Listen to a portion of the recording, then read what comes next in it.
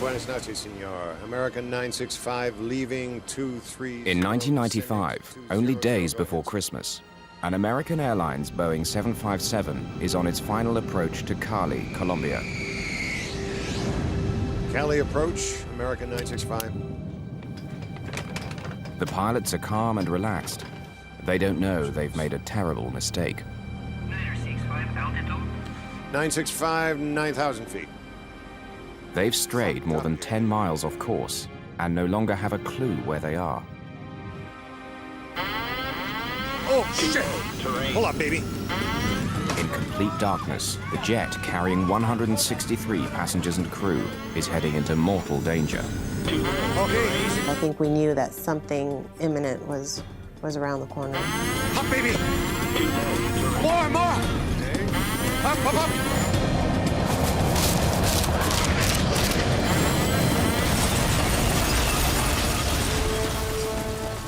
Flight 965 crashed into a 9,000-foot mountain. The crash reverberated throughout the aviation industry. How could one of the most technologically advanced aircraft in the world, equipped with a state-of-the-art navigational system and flown by some of the most skilled pilots, crash into the side of a mountain?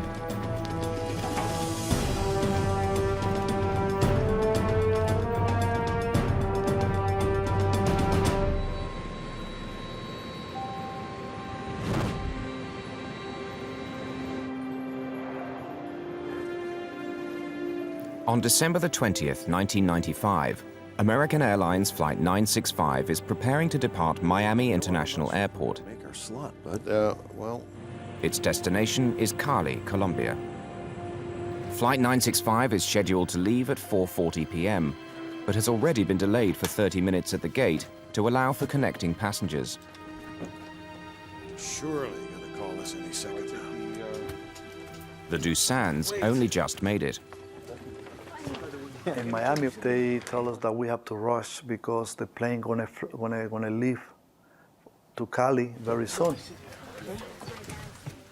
Definitely, we were very happy because we know we're gonna fly that night. So you made it? Just in time. Just in time. You won't believe it. Go from New Jersey to Miami, we almost missed the flight. Mercedes Ramirez, along with her mother and father, managed to get on the flight at the last minute. We were on standby, so we weren't sure if our names were going to be called off to actually get on that flight. We heard our names and we were excited because like, yes, we got on the flight. But it's very old American. Flight 965 finally leaves the gate at 5:14 p.m., 34 minutes late. But the problems aren't over yet. As they taxi towards the runway, the tower informs them of yet another delay. American 965, stand by. Heavy seasonal traffic clogs the runways, and they're forced to wait another hour and 20 minutes on the tarmac. Ready, that's all there is to it. Waiting. And... American 965. Finally, 2 hours late, Flight 965 is cleared for takeoff. 27 right. Fly the runway heading. Clear for takeoff. Merry Christmas. Cleared for takeoff. 27 right. American 965. You do a great job. Good night. Captain Nicholas Tafuri, aged 57, is in charge of Flight 965. He's one of American Airlines' premier pilots, with more than 13,000 hours of flying experience, over 2,000 of them in the 757. He'd flown to Cali only 6 days earlier. 200, the heading, climb to 16. That's 16 American 965. At the controls is First Officer Donnie R. Williams, age 39. Although he's been flying for American for 9 years, Flight 965 is his first trip to Cali.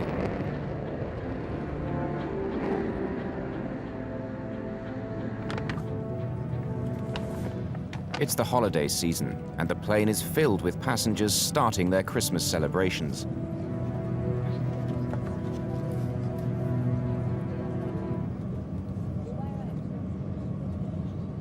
Everybody on that plane was either going back home for the Christmas holidays to visit their families, so I think everybody was just happy and excited to go back. The day of the flight, December the 20th, is a very special day for passenger Mercedes Ramirez. Mercedes is a university student from Missouri. It's her 21st birthday, and this trip is a gift from her parents. Usually we spent Christmas in Kansas City at home, but they wanted to do something special, and we had never spent the holidays with our family in Colombia, so it was a big deal for us. Since we flew standby, I couldn't sit with both my mom and my dad all in one row, so my mother and I were seated next to each other. I was by the window, she was in the middle, and then there was a passenger who was about my age who was in the aisle seat, and then my father was in another row behind us. And so, nothing out of the ordinary at all, just a normal flight. 19-year-old Mauricio Reyes is sitting beside Mercedes' mother. Reyes is a student at the University of Michigan.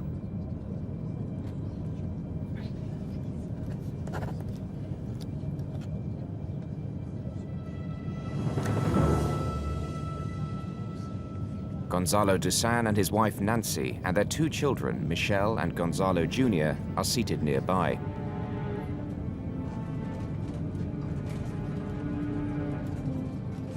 We were very excited because the first time, we're going with my family to pass, Christmas over there in Cali.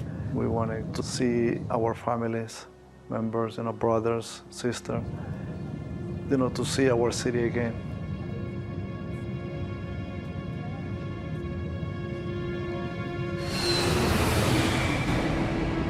Two hours and 45 minutes into the flight, the plane is cruising at an altitude of 37,000 feet and on a pre-programmed flight path heading towards Cali's airport. 36 miles. They're flying a Boeing 757, a state-of-the-art airplane equipped with highly sophisticated computer systems.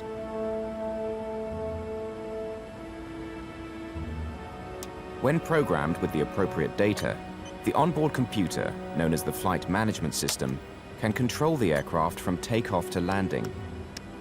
It can be a pilot's best friend, or in the case of Flight 965, their worst nightmare.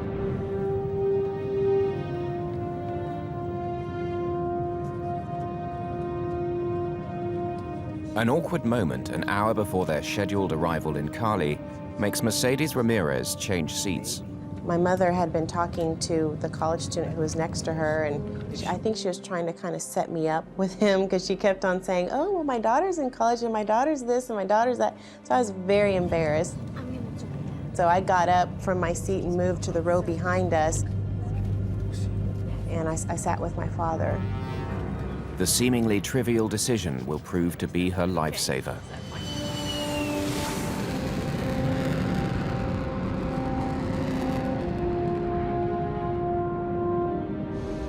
It's a clear, moonless night with visibility more than 6 miles.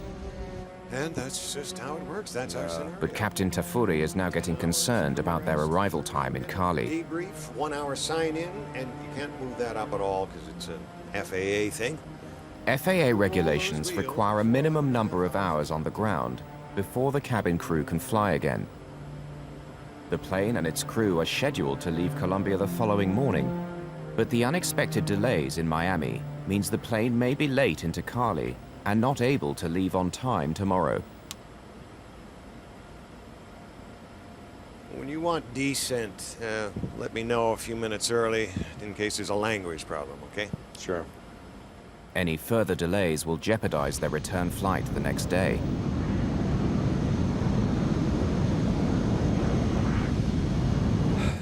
Well, let's see, we got 136 miles to the VOR and 32,000 feet to lose and slow down to boot, so might as well get started.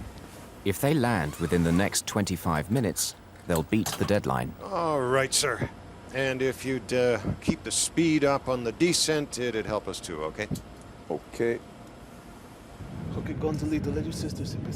Gonzalo Dusan's children quarrel over the window seat, not knowing that the consequences will be dire. And I remember I told them, before Cali when when the plane start to lose altitude.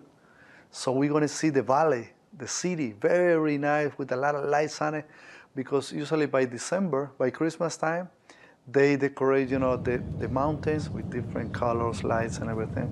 Then they start to fight for the window side. And I was fighting with my brother, Gonzalito. We were fighting for the window. Okay, Gonzalito, let your sister have a chance by the window. And I'm like, oh, I wanna see the lights, I wanna see the airport. And he got mad. Okay, Michelito, see by you. Go see with your cousin. Good boy, Gonzalito. Okay, Michel, take a look at the lights.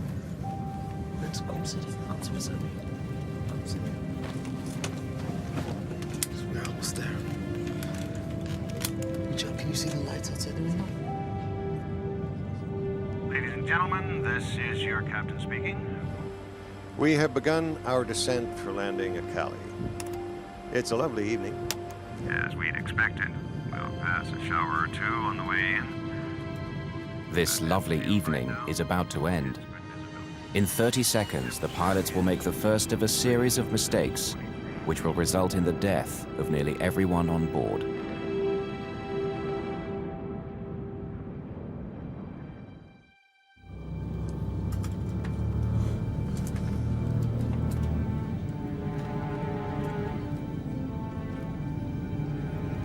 American Airlines Flight 965 is on its final descent, roughly 63 miles from Cali.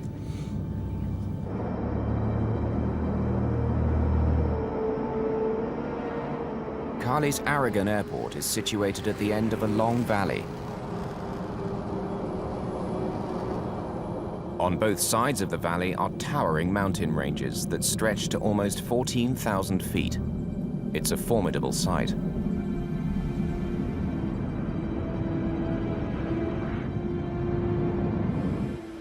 One of these nuts done?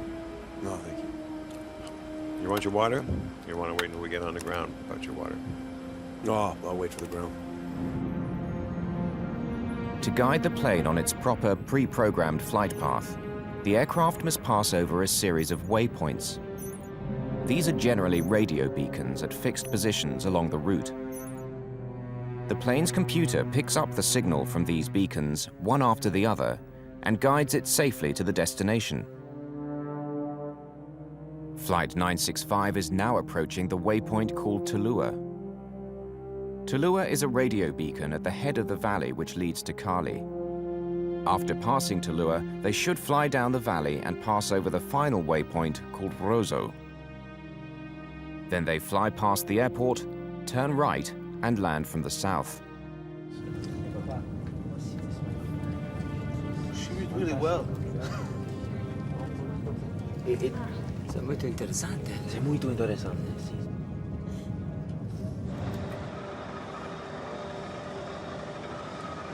Cali approach, American 965. American 965, good evening. Go ahead. Buenas noches, senor. American 965. Cali Air Traffic Controller Nelson Rivera will oversee the final approach of Flight 965.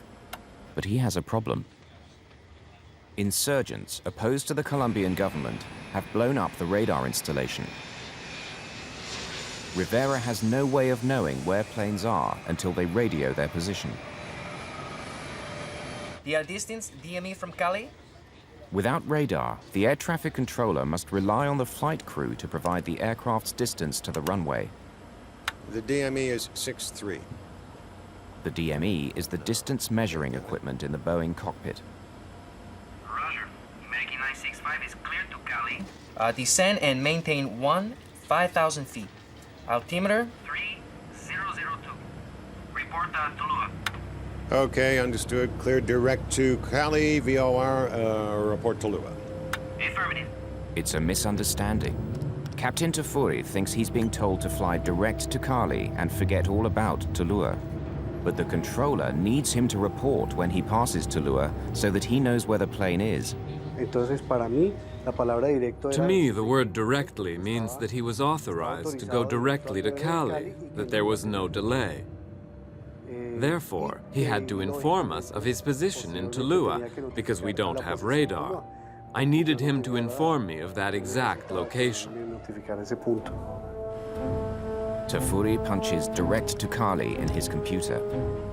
Since the plane no longer has to pass over them, all the waypoints between his present position and Cali will now be erased, including Tulua, the one he's now approaching. Put direct Cali for you in there.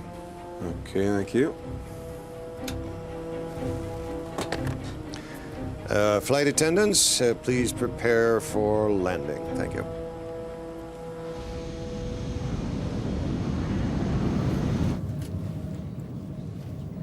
And I remember they gave us the order to put the back of the seat straight. I remember that. And everybody was, so happy because we were very close to the city.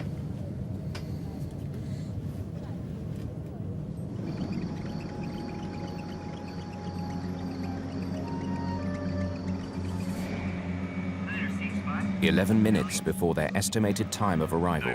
Go ahead, please. Sir, the wind is calm. Air traffic control asks the flight crew if they'd like to land on runway 19, You want to shoot the 19 straight in? instead of their planned approach to runway 01. Yeah, we'll have to scramble to get down. We can do it. Yes, sir. We'll Need a lower altitude right away, though. Roger. The American 965 is cleared to VOR DME.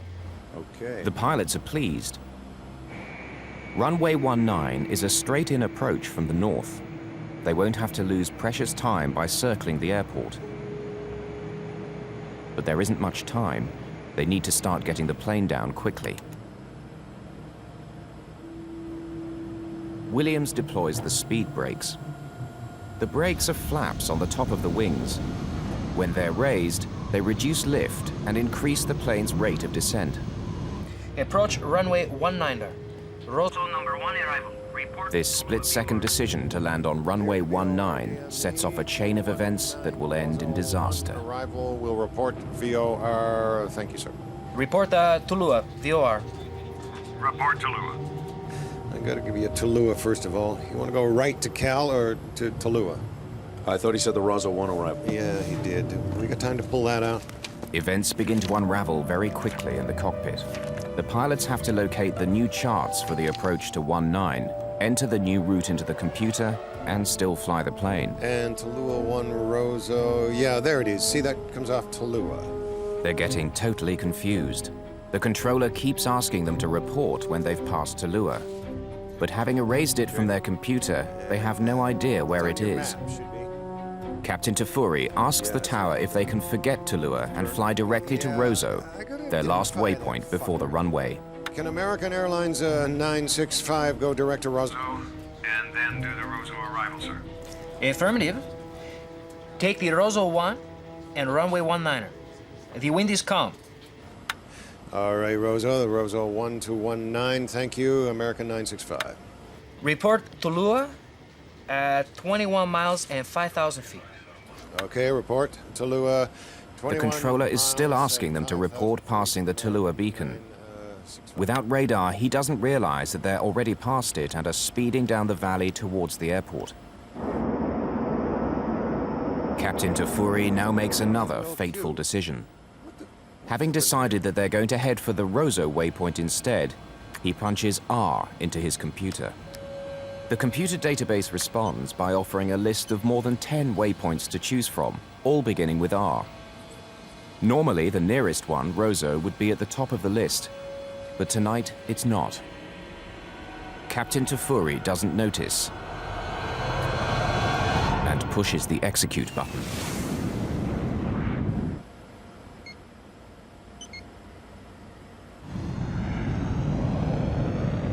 At over 300 miles per hour and descending at a rate of approximately 1,300 feet per minute, Flight 965 begins to veer off on a new and deadly course.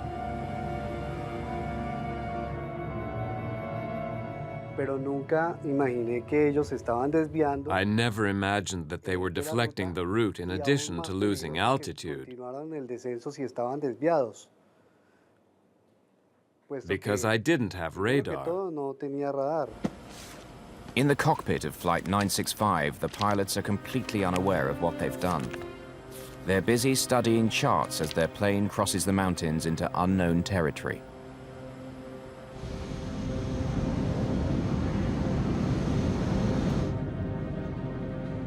For more than a minute, American Airlines Flight 965 has been turning off its proper course and into the mountains. Captain Tafuri and First Officer Williams suddenly notice that their aircraft is taking them somewhere that they don't want to go. We're going out to... Let's go right to Tallulah, first of all, okay? Yeah, where are we headed? 17.7. Captain Tafuri is floundering in the pitch darkness. If he could only find the Tallulah waypoint, he could get his bearings. He switches from one computer system to another and then manually enters the radio frequency for the Tallulah beacon. Okay, I'm getting it. 17.7 just doesn't seem right on mine. I don't know why. Left turn. So you want a left turn back around to ULQ? Nah, hell no. Let's press on to Press on to where, though? Tallulah. Hopelessly lost, and less than 2 minutes from impact, Tafuri decides to press on with his doomed approach. Let's go to Cali, first of all, okay? We fucked up here, didn't we? Yeah. Go direct CLO. How did we get fucked up here? Come to the right now. Come to the right now. The pilots don't know it, but when the plane veered off course, it crossed over the mountains. They're now in another valley, parallel with the one they should be flying down.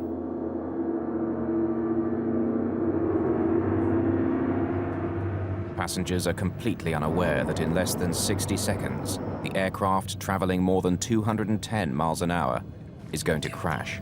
We're almost there. It's that fucking Tallulah I'm not getting for some reason. See, I can't... Okay, now, no. Tallulah's fucked up. Okay, yeah. But I can put it in the box if you want. I don't want Tallulah. Let's just go to the extended center line of... Which is Roseau. Roseau. Well, why don't you just go direct to Roseau then, all right? Okay, let's... I'm gonna put that over to you. They decide to give up on Tallulah and make straight for the airport. They don't realize that there's now a wall of mountains between them and Cali. 965 altitude. 965. 9,000 feet. Roger. Distance now? Shit! The plane's ground proximity warning system is telling them they're about to crash. 965, this is Cali approach. Can you hear me? Y ya no me contestó. He didn't answer. No me volvió a contestar. He never answered again. Easy does it! Easy does it! I could feel that we were just violently just going up. And I felt like I was in a roller coaster ride or something. And the turbulence was absolutely horrible. And by that time, people were screaming and everybody knew on the flight that something was very wrong. Too low. Terrain. Easy does it! Easy does it! Up, baby! Instinctively, I reached over and I grabbed my father's hand and I put my head in my lap. In my mind, I just kept on thinking, come on, just straighten it out, straighten it out. Up, baby! More! Up, up, up! These were the last words on the cockpit voice recorder.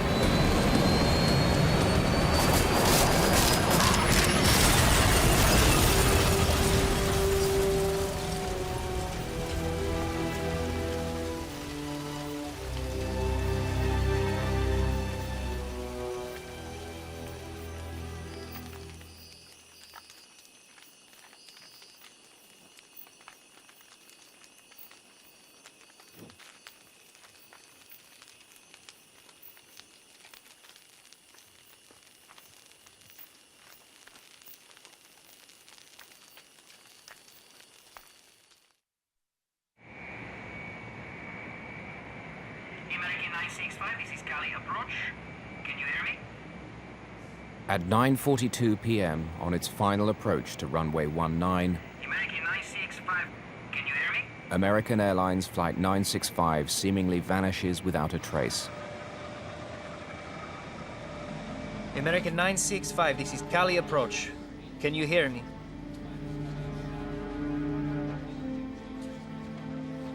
mí nunca me había pasado eso, era la primera vez. I never experienced anything like this before. This was the first time that I lost a plane and the crew was not responding. Es muy difícil asimilar. It is very difficult to grasp the moment. Cuando la aeronave no contesta, uno When the mira plane hacia didn't afuera, answer, que nosotros I trabajamos looked en el outside torno, from the y control miramos tower. hacia afuera. En I ese could momento see from empezamos a there the buscar. sky. El tiempo estaba muy bueno. I started to look for the plane. The night was clear, and I thought I could see the plane coming. But in this case, I never saw the plane. Nunca vi la aeronave. Moments after the plane's scheduled arrival, airport monitors indicate a 7-minute delay. Friends and family wait with anticipation for the arrival of their loved ones.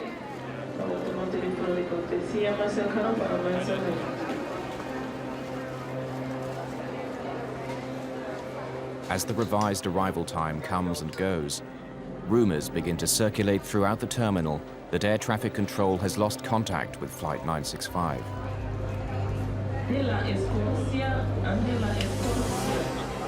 In an instant, joy turns to shock as cries that the plane has crashed spread throughout the terminal.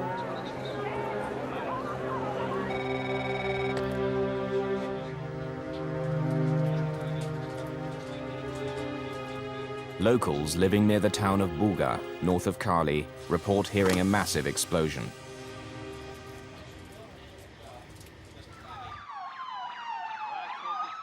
Rescue teams race to the town, which lies near the base of a local mountain range that stretches as high as 10,000 feet.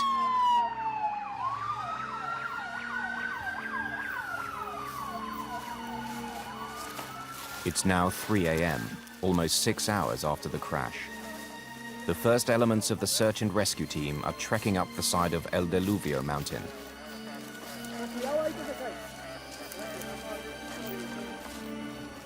There are no roads.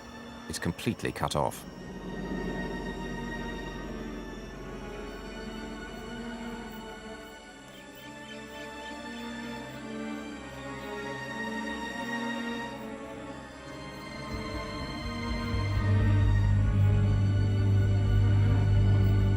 In the midst of tons of twisted and torn metal lies 21-year-old Mercedes Ramirez.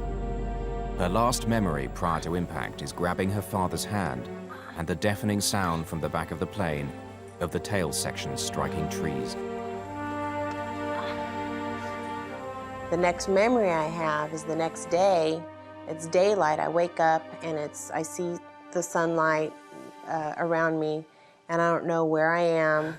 And what's around me looks like a landfill, like a trash dump. And so as I'm laying there, I'm thinking, where in the world am I? Mercedes is critically injured with severe internal injuries and a shattered leg. Help! Is anybody out there?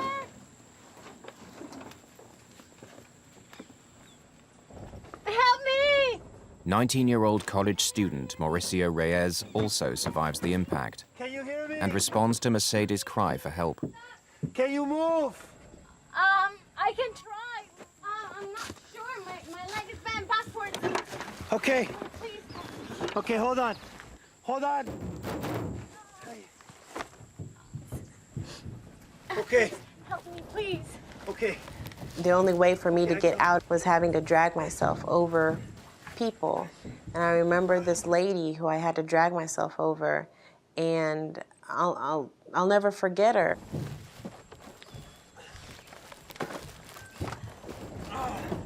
Looking back, I think, oh my goodness, that was someone's mom, or that was someone's sister, or someone's wife. But at that time, she was just an object that I needed to get over to get out. Can you move? Can you stand up? I think my leg is broken. Okay, we'll try. Okay. Okay. 1, Okay. 2, 3. And when he lifted me was when the first time I actually felt pain. It just felt like an electrical current going up and down my leg. So he laid me back down, and then he went off to try to find help. Okay? Okay. Just stay here. Okay. Okay. Okay. Okay. Okay. Help! While I was laying there, more of the thoughts that were coming into my mind was, why me? Why did this happen to me? At first light, the Colombian Air Force starts searching for the crash site. They were unable to leave earlier because they had no night vision equipment.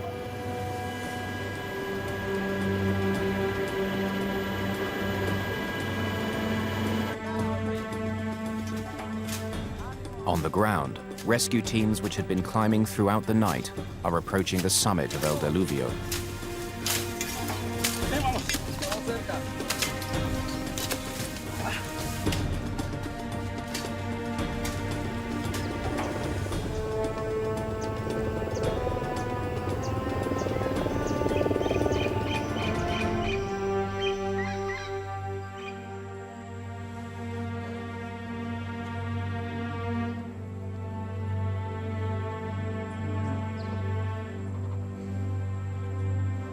When I wake up, I start to feel the pain in my back. Then when I hear the sound of the helicopters, I realize something happened. I start to feel panic. Help me! Someone please help me! Daddy, I'm here. Papa. Michelle. Gonzalo Dusan's 6-year-old daughter Michelle, still strapped in her seat, answers her father's desperate call for help. Keep talking to me, okay? Michelle? So I realized that my daughter was alive too. Then I start to crawl to try to look for where the voice of my daughter coming from. Michelle, please, I'm coming. Where are you? Dusan struggles to crawl through the broken and twisted cabin to reach his daughter, but she's pinned beneath the wreckage. Ow! Ow! My leg hurts. When the plane crashed, my legs, I had my seatbelt on, and I guess the crash was so deep that my legs, like, speared into the ground. Okay. I tried to move myself, but my legs hurt. They hurt really bad. I couldn't pick myself up. Daddy, it hurts. Okay, Michelle. I'm going to get some water for you soon and bring it back, okay? Then I try to crawl more to try to get out. Despite a severe back injury, Dusan manages to crawl towards a small open section of the fuselage. I saw a hole behind me, and I said inside me, God, help me to get out from here. Help us! Over here! Help us! When I get up of the fuselage of the plane, I remember my son talk to me. Gonzalito! Gonzalito!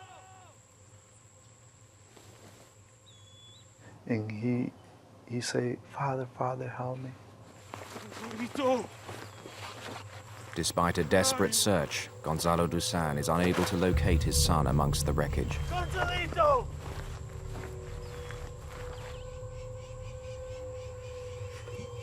Realizing there's no way to get off the mountain by foot, the survivors of Flight 965 are still unsure if they will ever make it.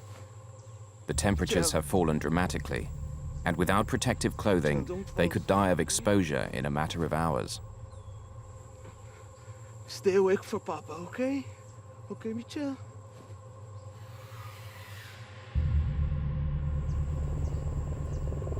Since first light, the Colombian Air Force has been searching for the crash site without success.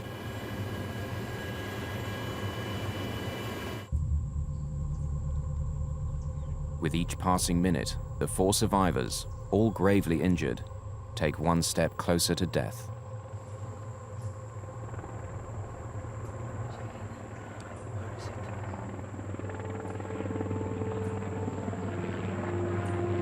Michelle! Shortly after daybreak, the crew of a Black Hawk chopper spots the crash site. I could see the helicopters perfectly from where I was at, and even though I could see them perfectly, I didn't know if they could see me.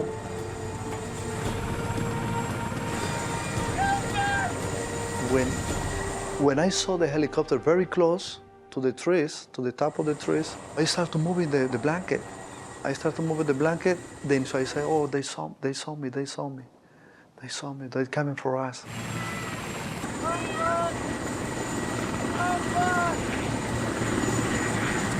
More than 8 hours after impact, and after enduring life-threatening injuries and near-freezing temperatures, the survivors of Flight 965 are about to be rescued. People finally know that we're here, and they're finally here to rescue us after so many hours of being stuck on that side of that mountain. So seeing them was one of the greatest things ever.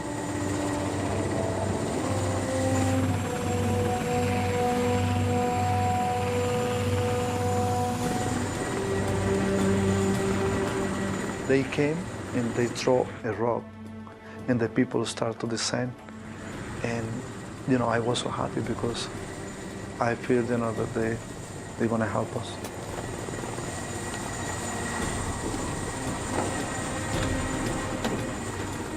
The first thing I told them, my son is alive. My son is alive, but I don't know where he is. Help me to find him, please help me to find him. And my daughter is alive, I told them. She's inside the fuselage. As the rescue team divided up, one went into the fuselage to free Michelle. Another scoured the site for Gonzalo Dusan Jr. Gonzalo is found hanging in the branch of a nearby tree. He's been suspended in the air above the crash site for more than 8 hours. His condition is grave.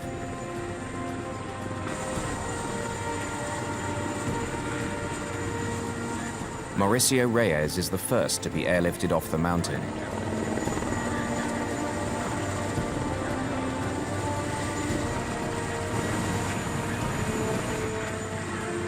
But low cloud cover grounds the chopper and delays the removal of the remaining survivors.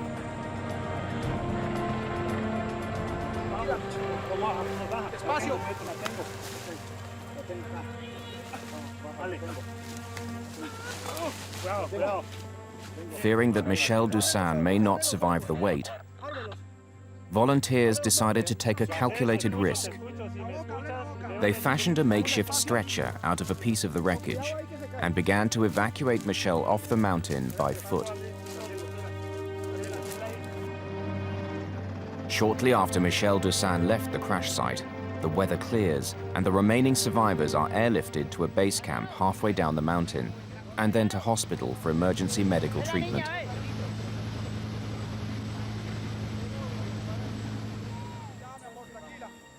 More than 13 hours after the crash of Flight 965, Michelle Dusan is the last survivor to emerge from the jungle of El Diluvio alive. Surgeons attempt to save the life of her brother, Gonzalo Jr., but he dies on the operating table from massive internal injuries. I don't think that there is any medical explanation or scientific explanation. There is no explanation. That out of 159 people that were strong and tough, that me, a little girl, a 6-year-old girl, could survive out of so many people that were so much stronger than me. I just thank God so much. Of the 163 passengers and crew on board Flight 965, only 4 survived the crash. Experts will later label the accident a non-survivable event. All of the survivors were seated within 2 rows of one another, just above the wing. Huge girders carrying the wings make this the strongest part of the plane. Despite this, Mercedes Ramirez lost both her parents on her 21st birthday. December 20th, 1995, my life changed forever and has never been the same ever since. There was 160 people on that flight who, the moment that plane hit that mountain, all their hopes and dreams were instantly lost. But for some reason, I've been given a second chance at life, and so I'm going to try to make the best of it.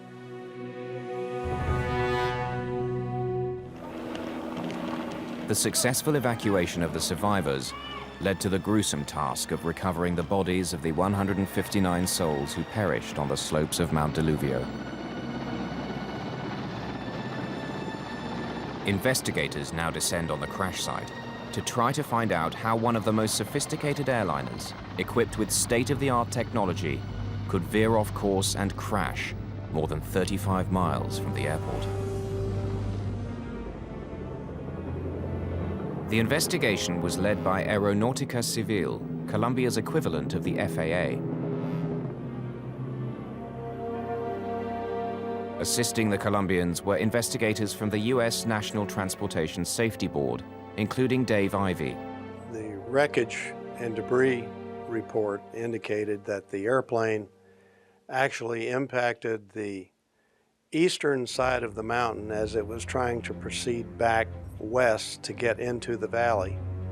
And the main body of the wreckage cleared the mountain top, or the ridge, I should say, and landed over on the western side, which is inside the valley area. Also following the investigation was Dave Simon, an airline captain who knew the Cali approach well.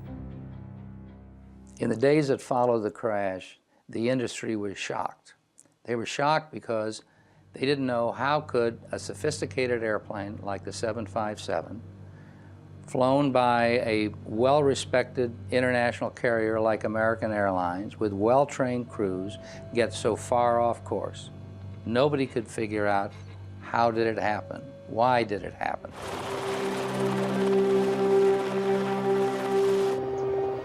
Sabotage and mechanical malfunction were soon ruled out. Attention began to focus on the action of the flight crew. The discovery of the black boxes enabled the investigators to follow the final moments of American Airlines Flight 965. There is never one single item or error that typically brings an airplane down. There's an error chain, and a chain is made up of many links. The airplane was en route to Cali.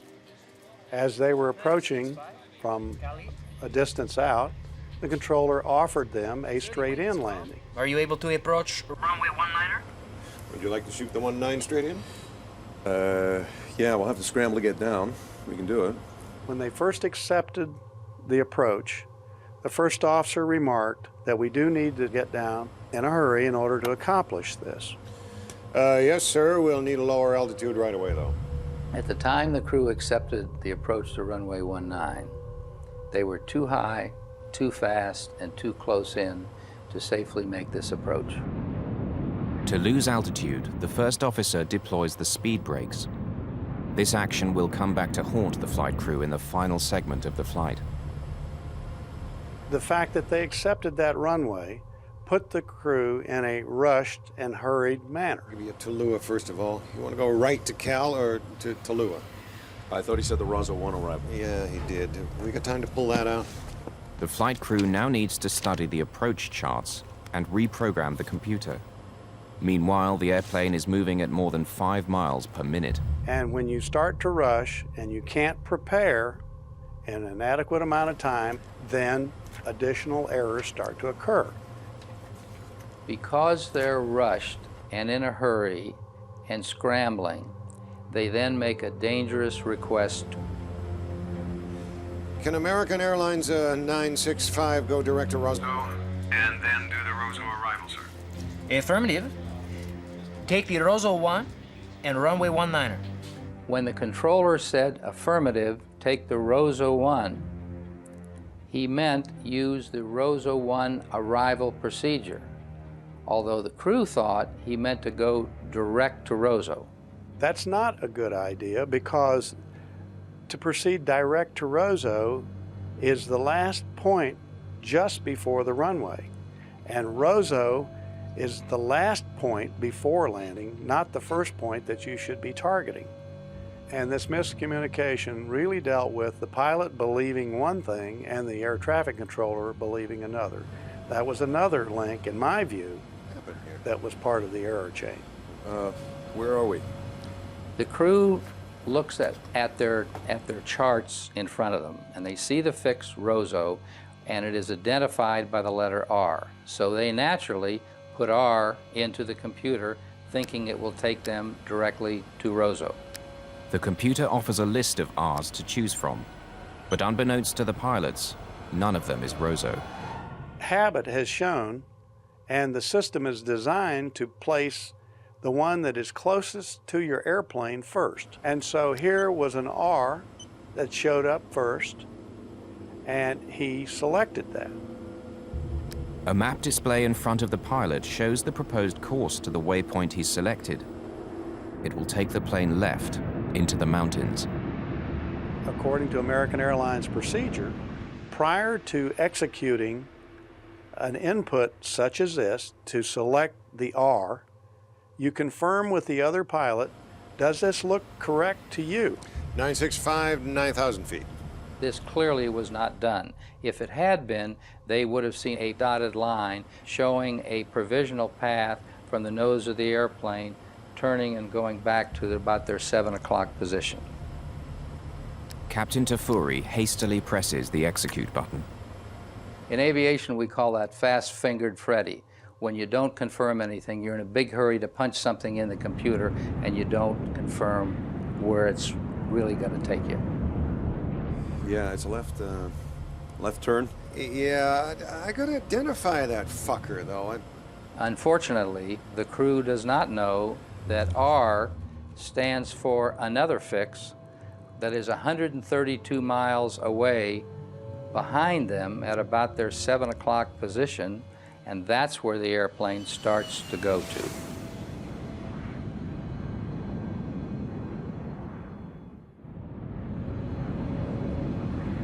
The flight crew of American Airlines 965 has unwittingly directed their aircraft off its intended course and into mortal danger.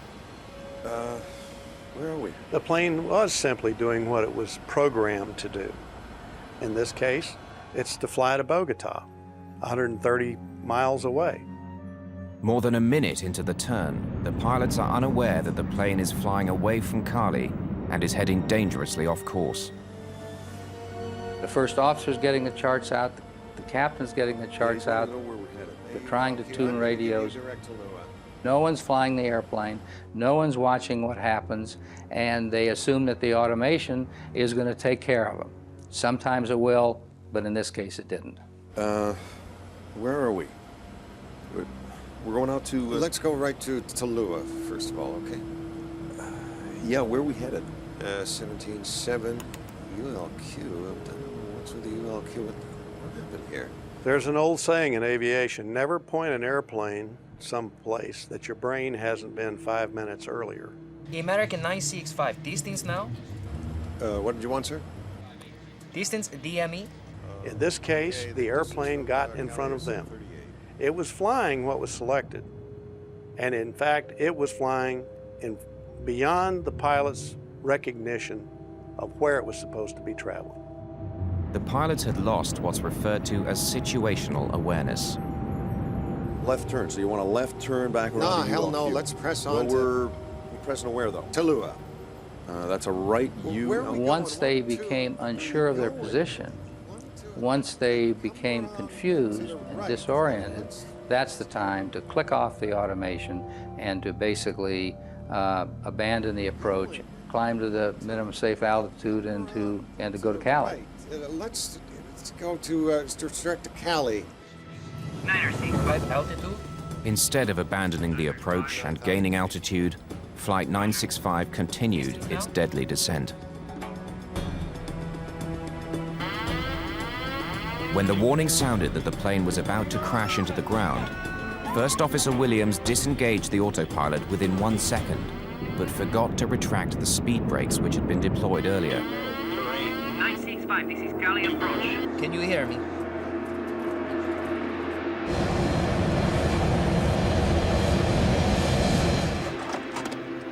According to the official report, had they remembered to lower the speed brakes, the plane could have cleared the mountain with room to spare. This accident is known as a CFIT accident, which means controlled flight into terrain. By that I mean the airplane was controlled by the crew, and it was a perfectly normal functioning airplane, and the crew flew the airplane into the mountain. It's one of the leading causes of accidents over the last 100 years. and still is a problem. Both these pilots were experienced pilots flying the 757 for American Airlines. And both these pilots were good pilots. And I think it's like anything else. Two good pilots were led astray by a problem that they were trying to figure out. And at the time, they failed to do the basic thing, fly the airplane. A court eventually ruled that the pilots of Flight 965 had shown willful misconduct during the approach to Cali Airport. Survivor Mercedes Ramirez, who lost both her parents, continues to deal with the crash. I think this was a classic textbook case of everything you should not do when flying a plane. Hopefully it's a wake-up call to pilots that no matter how many times you've flown to a city, you just have to be alert and aware, because every little move that you make, you have the lives of people in your hands.